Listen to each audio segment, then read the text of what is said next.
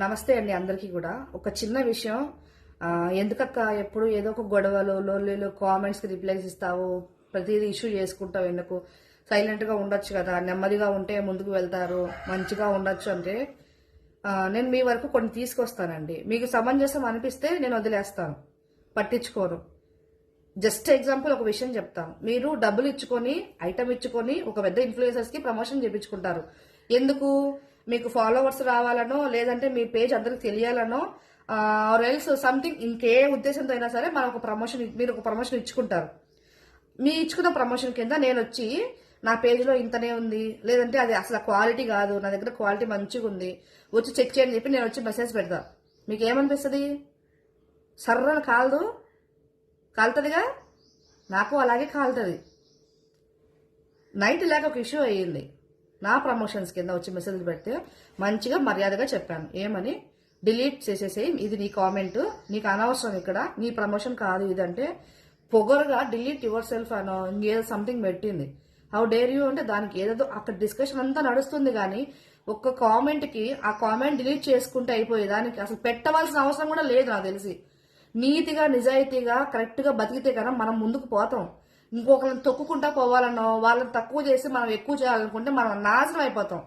అలాంటి ఉద్దేశం నాకు ఉండుంటే కన్నా నేను ఈ రోజు మీ ముందు ఇలా ఉండను. అర్థమవుతుందా? ఎవరైతే పిచ్చి కామెంట్స్ చేస్తున్నారో, కావాలని రెచ్చగొడుతున్నారో నన్ను, నేను రెచ్చిపోతా.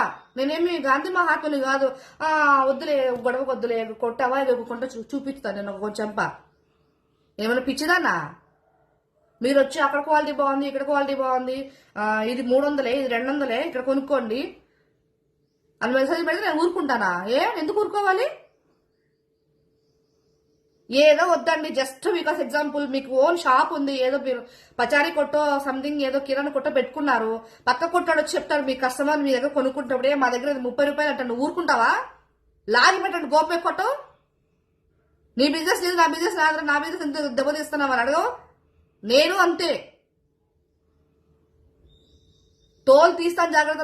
నా పేజ్ గురించి కానీ నా ప్రమోషన్స్ గురించి కానీ తప్పుడుగా వాగే వాళ్ళకని చెప్తున్నాను. నేను తోలు తీస్తా, అడ్రస్ కనుక్కొని మరి ఇంటికి వస్తా చెప్తున్నా. నాతో తమాషాలు పడితే నేను బేసిక్గా ఎవరి జోలికి పోను, కెలకను, నాకు అనవసరం. టిక్ టాక్ ఉన్నప్పటి నుంచి నేను ఆన్లైన్లో ఉన్నా. ఎవరు ఏంటనేది అందరికీ తెలుసు. నాకు నేనేంటనేది అందరికీ తెలుసు, నా సరౌండింగ్స్ ఉన్న వాళ్ళందరికీ కూడా.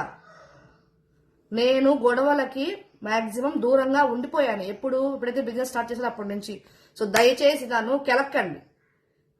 మీకు బుద్ధి ఉంటే కన్నా మీ కాళ్ళ మీద మీరు ఎదగండి, నన్ను కెలక్కండి. Thank you.